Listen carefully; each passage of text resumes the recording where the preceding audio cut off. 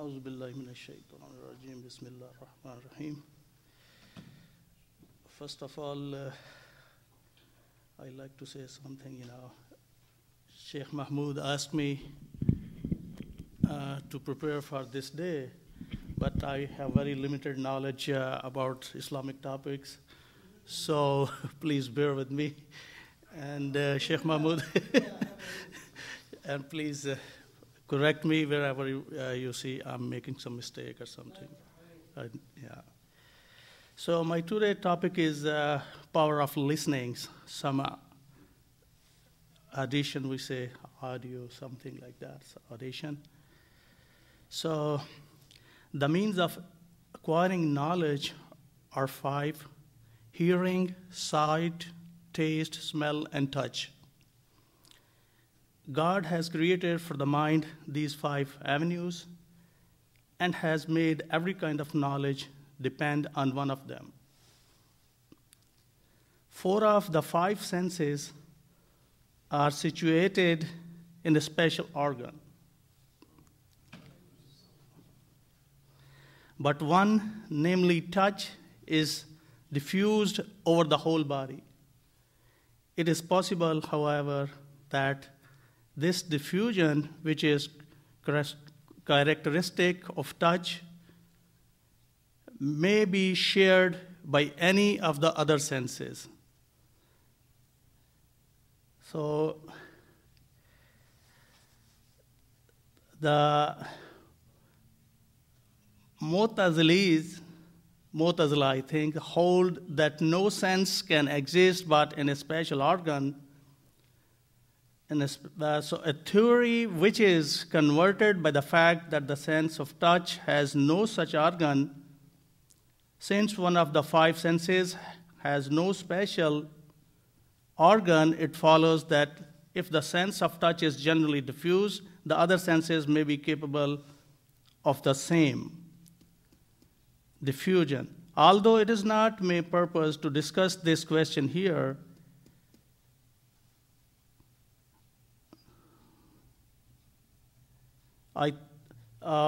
briefly, the explanation of this is necessary. So, God has sent prophets with true evidences, but belief in his prophets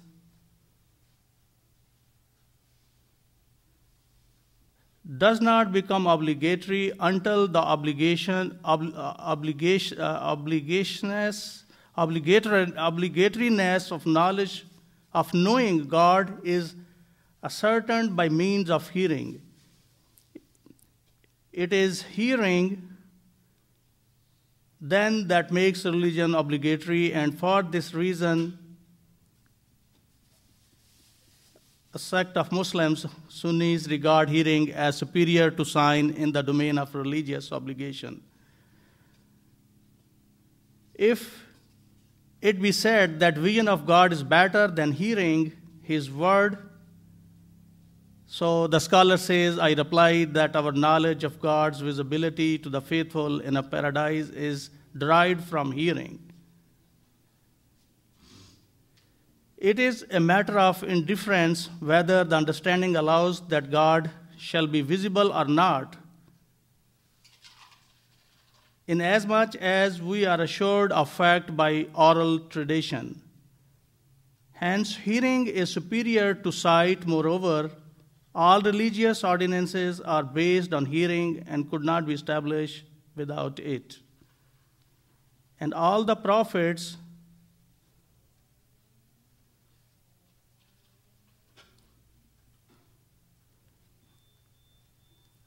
on their appearance first spoke in order that those who heard them might believe. Then in the second place, they showed miracles, which also were corroborated by hearing. What has been said proves that anyone who denies addition denies the entire religious law. So brothers, this is actually, as I said, I have limited knowledge, and I selected this topic from a book, actually, a scholar wrote 1,000 years ago. So, I don't know, there might be many mistakes, but Sheikh Mahmood is here, so he can correct me. Okay, so we will go this listening power regarding the Quran, actually. So the most beneficial audition or listening to the mind and most delightful to the ear is that of the Word of God, which all believers and believers, human beings and jinn alike, are commanded to hear. It is a miraculous quality of Quran that one never grows weary of reading and hearing it, so that the Quraysh used to come secretly by night and listen to the Prophet while he was praying and marvel at his recitation. So Nadar bin Haris, who was the most elegant of them in speech, and Utbah bin Rabia, who was bewitchingly eloquent, and Abu Jahl bin Hisham, who was a wondrous orator. One night, Utbah swooned on hearing the Prophet recite a chapter of Quran. And he said to Abu Jahl, I am sure that these are not the words of any creature. The jinn also came and listened to the word of God and said, verily we heard a marvelous recitation which guides to the right way, and we shall not associate anyone with our Lord. It is related that a man recited in the presence of Abdullah bin Hanzala, they shall have a coach of hellfire. This is a translation, basically, the Quranic words. They shall have a coach of hellfire, and above them shall be quilts thereof. Abdullah began to sweep so violently that the narrator quotes, I thought life would depart from him. Then he rose to his feet. They bade him sit down, but he cried, awe of this verse prevents me, said, awe of this verse prevents me from sitting down. It is also related that the following verse was read in presence of Junaid rahmatullah alayh. Why say ye that which ye do not? Why you say what you do not? Junaid said, O Lord, if we say because of thee. And if we do because of thy blessing. Wherever then is our saying and doing. So it is related that Shibli rahmatullah alayh said on hearing the verse, and remember thy Lord when thou forgettest. So remembrance of God involves forgetfulness of self, and all the world have stopped short at the remembrance of him. Then he shrieked and fell senseless. When he came to himself, he said, I wonder at the sinner who can hear God's word and remain unmoved. A sheikh says, once I was reading the word of God, beware of a day on which ye shall be returned unto God. A heavenly voice called me, do not read so loud, for jinn passed away. 4 jinn passed away from the terror inspired in them by this verse. So a scholar said, for the last 10 years I have not read nor heard the Quran except that small portion thereof which is used in prayer. On being asked why, he answered, for fear lest it should be cited as an argument against me. One day I came into, the scholar says, one day I came into the presence of Sheikh Abu al-Abbas Shakani and found him reading,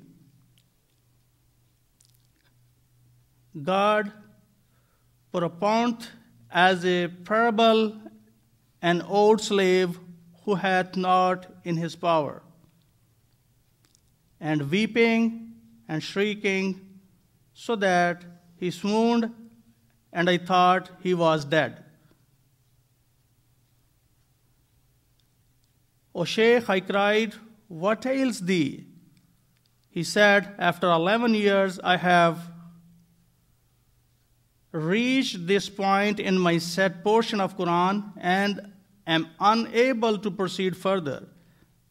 Abu al-Abbas Rahmatullah alayh was asked how much of Quran he read daily. He answered formally, I used to read the whole Quran twice in a day and night, but now, after reading for 14 years, I have only reached the Surah Anfal. It is related that Abu al-Abbas Qassab said to a Quran reader, recite, whereupon he recited, O noble one, famine hath befallen us and our people, and we are come with a petty merchandise. This is a verse of Surah Yusuf. He said, once more recite, again recite. Whereupon the reader recited again, if he stole, a brother of his has stolen heretofore. Abu al-Abbas bade him recite a third time. So he recited, no blame shall be laid upon you this day. God forgive you.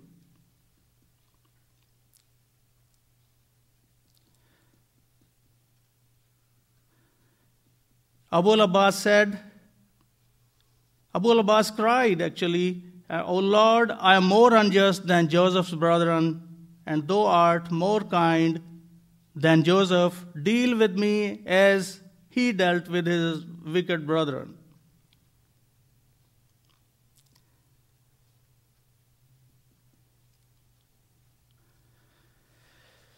All Muslims, pious and disobedient alike, are commanded to listen to the Quran, for God hath said, when the Quran is recited, hearken thereto and be silent, that perchance you may win mercy. And it is related that the Prophet ﷺ said, Ibn Musad, recite the Quran to me. Ibn Musad said, shall I recite it today? To whom it was revealed? The Prophet ﷺ answered, I wish to hear it from another. This is a clear proof that the hearer is more perfect in the state. This is a scholar opinion. So I move forward.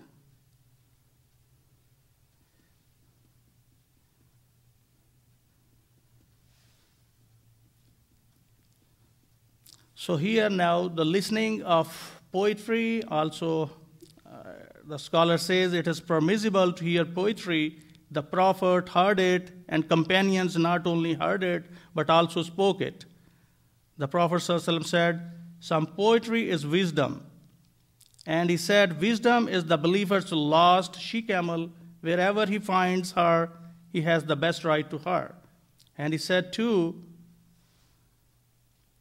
the truest word ever spoken by the Arabs is the verse of Labid.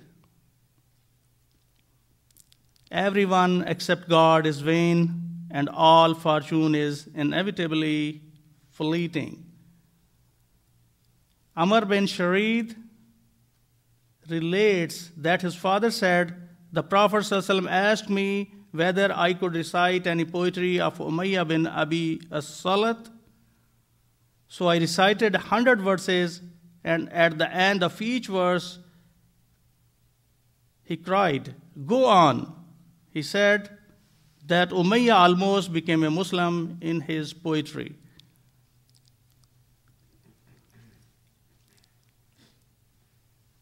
So many such stories are told of the Prophet and the companions. So this is again opinion of the scholars. So I skip this section. I move forward.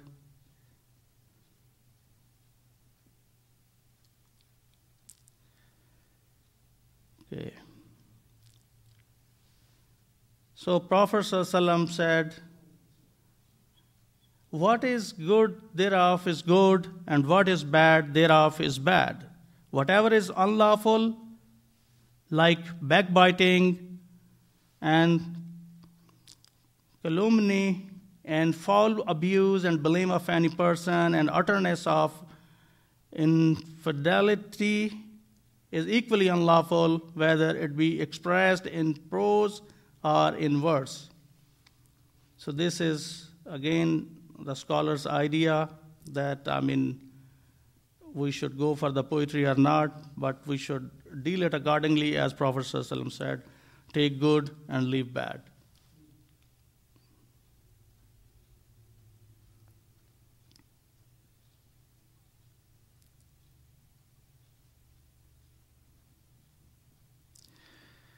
Okay.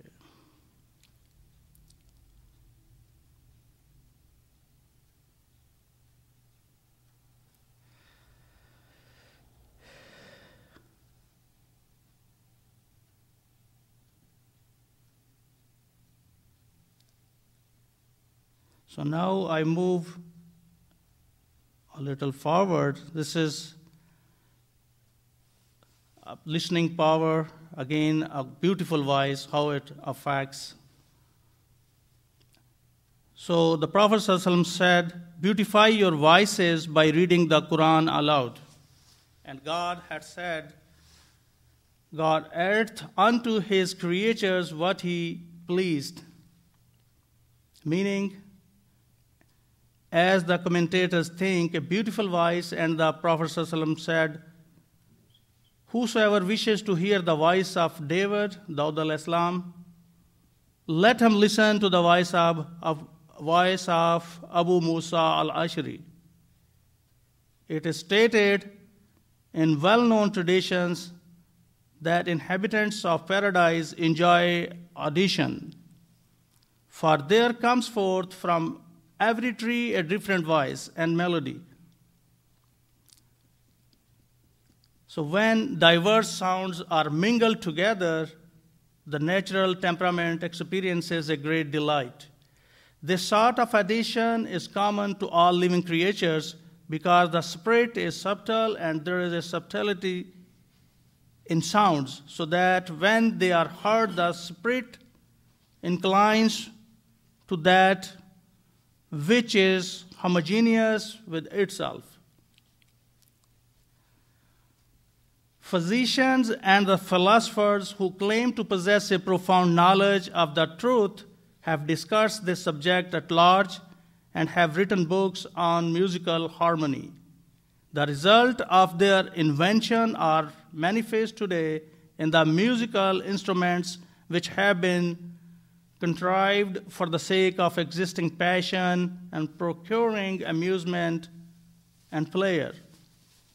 An accord with Shaitan, and so skillfully that, as the story is told, one day when Ishaq of Mosul, this is a guy was from Mosul, from Iraq somewhere, was playing in a garden, a nightingale, enraptured with the music, broke off its song in order to listen and dropped dead from the bow. I have heard, the scholar says, I have heard many tales of this kind, but my only purpose here is to mention the theory that the temperaments of all living creatures are composed of sounds and melodies blended and harmonized. Hazrat Ibrahim Khawas, a scholar, says, "Once I came to an Arab tribe and alighted at the hospitable abode of one of their chiefs. I saw a Negro laying shackled and chained.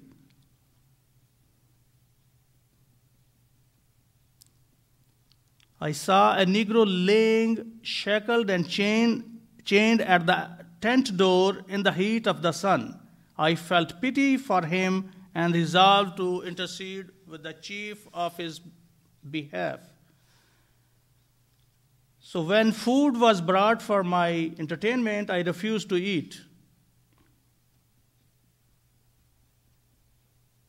When food was brought for my entertainment, I refused to eat, knowing that nothing grieves an Arab more than this. The chief asked me why I refused, and I answered that I hoped his generosity would grant me a boon. He begged me to eat, assuring me that all the possessed was mine. I do not want your wealth, I said.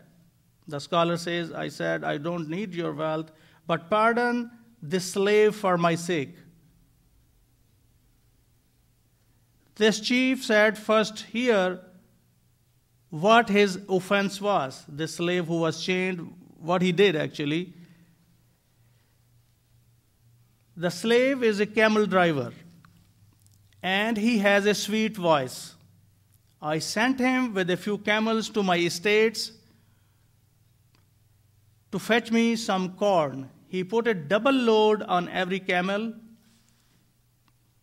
and chanted so sweetly on the way that the camels ran at full speed. They returned at the destination in a very short time, and as soon as he unloaded them, they start dying one after another. The scholar says, I cried and I asked the chief, you are a noble person, but I wish for some evidence of this tale. While we talked, the scholar says, while I was talking to the chief, a number of camels were brought from the desert to the wells that they might drink water. The chief inquired how long they had gone without water. 3 days was the reply. He then commanded the slave to chant. The camels became so occupied in listening to his song that they would not drink a mouthful of water, and suddenly they turned and fled. Suddenly they turned and fled one by one and dispersed in the desert. The chief released the slave and pardoned him for my sake. Talking about the power of listening or the beautiful voice. So here again, it said, in Khorasan and in Iraq, it is a custom for hunters. This book was written 1,000 years ago. I don't know still this custom is there or not, but I mean, it's mentioned in the book that in Khorasan and Iraq, it is custom for hunters when hunting deer at night to beat on a basin of brass in order that the deer may stand still, listening to the sound and thus be caught. And in India, as is well known, some people go out to the open country and sing and make a tinkling sound on hearing which the deer approach. Then the hunters encircle them and sing until the deer stand still, and by the voice they are so delightful, they look like sleepy and they are easily captured. And the same effect is manifest in young children who cease crying in the cradle when a tune is sung to them, and listen to the tune. Physicians say of such a child that he is sensible and will be clever when he grows up. I don't know, this is, some doctors, they may know about that. So, it's written, physicians say of such a child that he is sensible and will be clever when he grows up. Again, a story on the death of one of the ancient kings of Persia. His ministers wished to enthrone his son, who was a child 2 years old. They asked a scholar about that, and the scholar said, very good, but we must make trial whether he is sensible or not.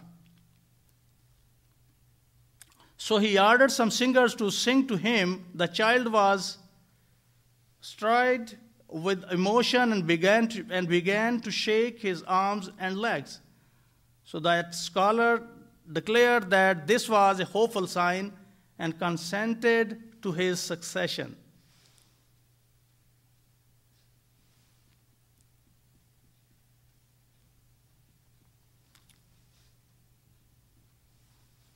So the scholar says, anyone who says that he finds no pleasure in sounds and melodies and music is either a liar and a hypocrite, or he is not in his right senses and is outside of the category of men and beasts. Those who prohibit music do so in order that they may keep the divine commandment, but theologians are agreed that it is permissible to hear musical instruments if they are not used for diversion and if the mind is not led to wickedness. If the mind is not led to wickedness through hearing them, many traditions are cited in support of this view. Thus, it is related that Aisha radhiyallahu ta'ala anha said, a slave girl was singing in my house when Umar asked leave to enter. As soon as she heard his step, she ran away. He came in, and the Prophet ﷺ smiled. O Prophet of God, cried Umar, what hath made thee smile? The Prophet answered ﷺ, a slave girl was singing here, but she ran away as soon as she heard thy step. I will not depart, said Umar, until I hear what the Prophet ﷺ heard. So the Prophet ﷺ called the girl back, and she began to sing, the Prophet listening to her. So many of the companions have related similar traditions, which Abu Abdurrahman al-Sulaimi has collected in his book Al-Sama. So this is detail of a scholar's book, so I will move forward.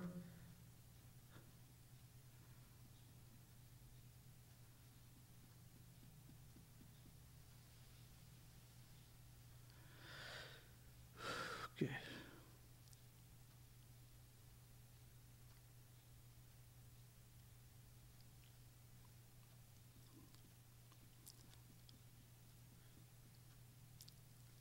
Now here is how the principles of addition, actually these are some laws or some principles, rules are mentioned here. So the scholar says that there are some principles of addition vary with the variety of temperaments. Just as there are different desires in various hearts, it is irony to lay down one law for all. Auditors may be divided into two classes, those who hear the spiritual meaning and those who hear the material sound. There are good and evil results in each case. Listening to sweet sounds produces an effectiveness of the substance molded in man. This is true if the substance be true, false if the substance be false. When the stuff of a man's temperament is evil, that which he hears will be evil too. The whole of this topic is illustrated by the story of Daud al-Islam, whom God made his vicegerent and gave him a sweet voice and caused his throat to be a melodious pipe, so that wild beasts and birds came from mountains and plain to hear him, and the water ceased to flow, and the birds fell from the air. It is related that during a month's space, the people who are gathered round him in desert ate no food, and the children neither wept nor asked for milk. And whenever the folk departed, it was found that many had died of the rapture that seized them as they listened to his voice on that time. It is said that the tale of the dead amounted to 700 maidens and 12,000 old men, due to Daud al-Islam's sweet voice. The God, wishing to separate those who listened to the voice and followed their temperament from the followers of the truth, who listened to the spiritual reality, permitted Shaitan to work his will and display his wiles. Iblis fashioned a mandolin and a flute and took up a station opposite to the place where Daud al-Islam was singing. Daud al-Islam's audience became divided into two parties, the blessed and the damned. Those who are distant to damnation lent ear to the music of Iblis, while those who are distant to felicity remained listening to the voice of Daud al-Islam. So there was a difference between these two groups. One went to the Shaitan and one remained with Daud al-Islam. So this is again some details of the voice.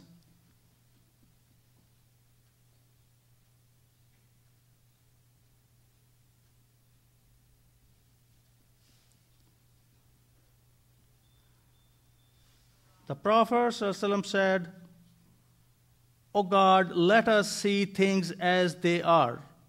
Similarly, right audition consists in hearing everything as it is in quality and in quality. The reason why men are seduced and their passions excited by musical instrument is that they hear unreally. If their audition corresponded with the reality, they would escape from all evil consequences. The people of error heard the word of God, and their error waxed greater than before. Some of them quoted, "The eyes attain not unto him," as a demonstration that there shall be no vision of God. Some cited, "Then he settled himself on the throne," to prove that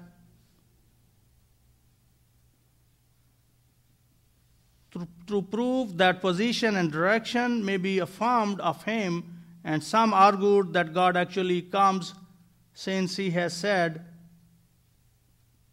"And thy Lord shall come, and the angels rank by rank."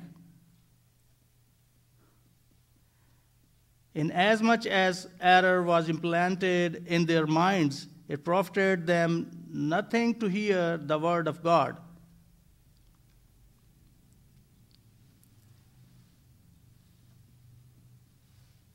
So this is a little detail of the power of listening, how it affects to the people.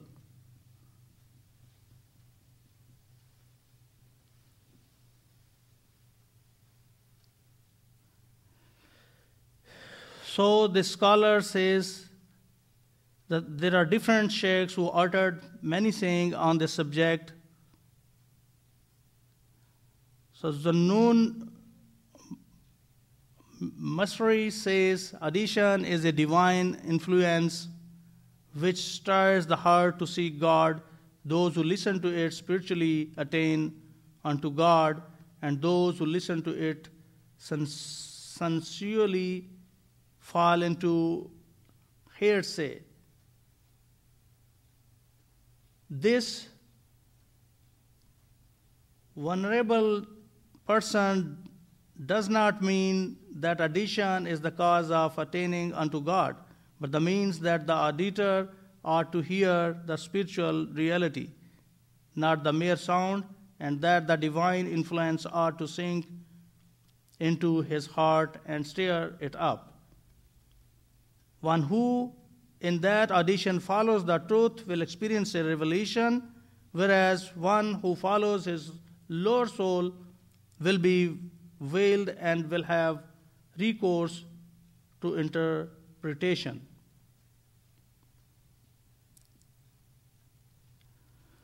So, brothers, these are the sayings which I collected.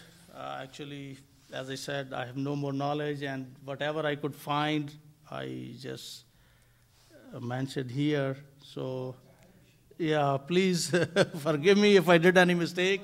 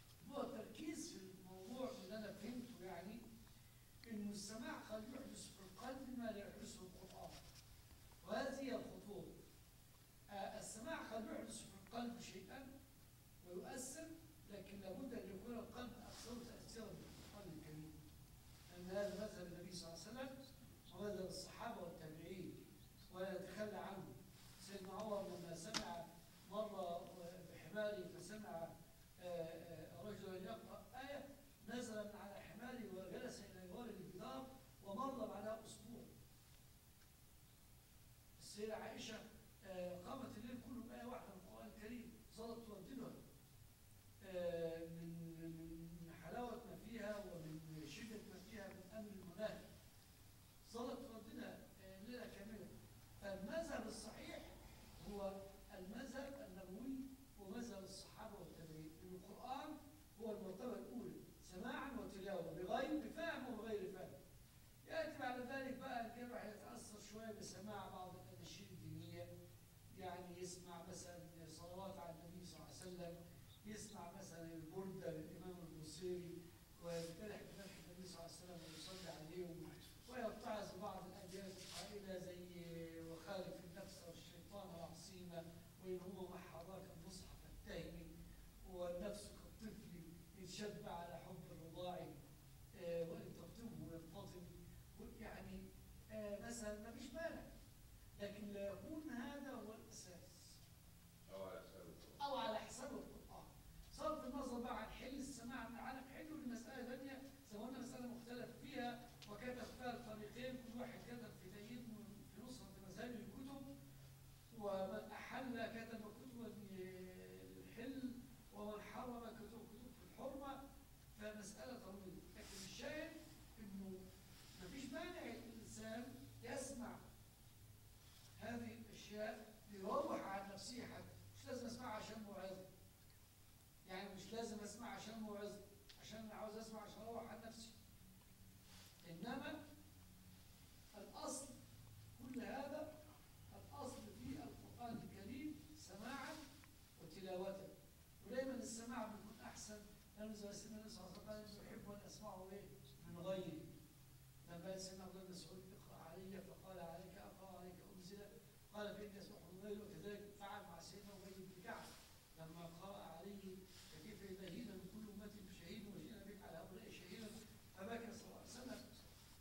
فالسماع تأثيره في القلب أفضل، حتى في العلم. لما أسمع أنا أفضل دلوقتي اللي سمعته منه ولا لا عندي علم، ممكن مثلا ما كنتش أفتكر أن أنا أقرأ فيه دلوقتي. يعني ذكرني بكتاب القيسراني في السماع، وكتاب كف مع محاولة له والسماع، وكتاب مش عارف مين، وكلام الإمام الغزالي في السماع، وأعدل الكلام إن بقى سماع الأغاني كلام الإمام الغزالي. قال الإمام الغزالي إنه مسألة الحرمة والحل مختلف فيها، لكن المسألة الإمام الغزالي أبو حامد قال لا يطلب سماعا، فإن وجد سماعا سمع، لكنه لا يجلب على نفسه السماع. يعني لقى حد بيقول أناشيد، لقى حد كده يسمع، مفيش مانع، زي ما قال الشيخ الشعراوي الله يرحمه. أناشيد دينية ولا أي أناشيد؟ أي أناشيد، أي حاجة. لما قال الشيخ الشعراوي الله يرحمه قال له بتسمع أغاني؟ قال أنا أسمع ولا أتسمع. قالوا له إزاي يعني؟ يعني أنا لا أطلب السماع، وهذا مذهب الإمام الغزالي أبو حامد، أنا لا أطلب السماع، يعني ما أفتحش الراديو كده عشان أسمع أم كلثوم وتقول قلبي يعشق كل جميل. لكن والله أنا قاعد وواحد فتح راديو أم كلثوم قلبي يعشق كل جميل، أنا بسمع، سمعت، لأنه وقت على أذني أهو. مش هقول يا فاسق يا فاجر اقفل أعوذ بالله منك ومن هذه المرأة العجوز الشطاء ونقعد نشتم فيها وفي المخلف. ولا أنا زاوية سماعا قال أنا أسمع ولا أتسمع. فهو لا عاوزين نصور، لا عاوزين نقول إيه؟ إن إحنا واضح إن النقل من كتاب يتمذهب بالمذهب الصوفي القائل بأن السماع الأناشيد، وأن الجمال نفقت لما سمعت صوت الحاجي ومش عارف إيه، كل هذه الأشياء يريدون، يعني أنا أعرف هذا المذهب لأنه قرأت فيه قديما، يعني يريدون أن يثبتوا أن سماع الأناشيد وقد يكون أكثر تأثيرا في النفس من سماع القرآن، لأن القرآن شديد ويحتاج إلى فهم ويحتاج إلى استحضار ويحتاج إلى نوع من الرؤية. هذه الرؤية الصوفية قد تكون مقبولة عند أصحابها لكن غير مقبولة بالنسبة لنا، لأن بالنسبة لنا القرآن هو الأساس. إن لم يحدث القرآن تأثير في القلب ويحدث الغناء تأثير، يبقى القلب مش كويس. يعني ده رأيي، إذا القرآن تلي عليه فلم يحدث في قلبي تأثيرا ولم يحدث في قلبي السخيفة دي ولم يفلحني، ويجي مثلا واحد أبو عمر مثلا يقول نشيد، أقوم أنا بقى أعيط وأشق هدومي، يبقى أنا قلبي مش مظبوط. الأولى هو السؤال كده بس. وصلى الله عليه وسلم. نطلع خير. Thank you very much. You encourage me just to say something. Otherwise, no. Just a small summary of what the Imam is saying. Okay. Very small summary, inshallah. That it seemed like the book where you were reading Right. actually been written by some of the Sufi Right. madhab, or Right. the Sufi way, Right. and which they believe that because of the Quran is very solid, neat, pondering, strong. Number one, hearing will be better than reciting. Right.